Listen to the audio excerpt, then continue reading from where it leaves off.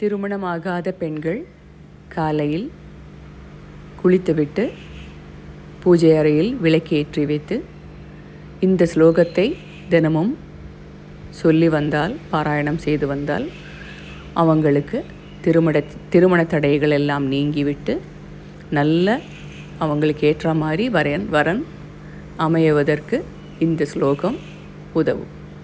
அந்த ஸ்லோகம் என்னவென்றால், காத்யாயனி மகாமாயே மகாயோகின்யதீஸ்வரி நந்தகோபசுதம் தேவி பதிம்மே குருதே நமக.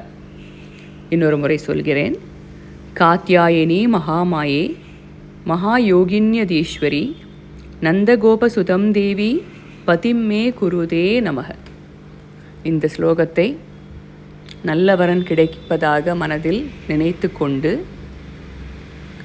கடவுளை அச்சஞ்சலமான பக்தியோடு நம்ம தினமும் வழிபட்டு வந்தால் கொஞ்ச நாளிலேயே நல்ல வரன் தேடி வருவதற்கும் எந்த தடையுமின்றி திருமணம் பெறுவதற்கும் எல்லா விதமான வாய்ப்புகளும் இந்த ஸ்லோகம் சொல்லுவதனால் நடைபெறும்.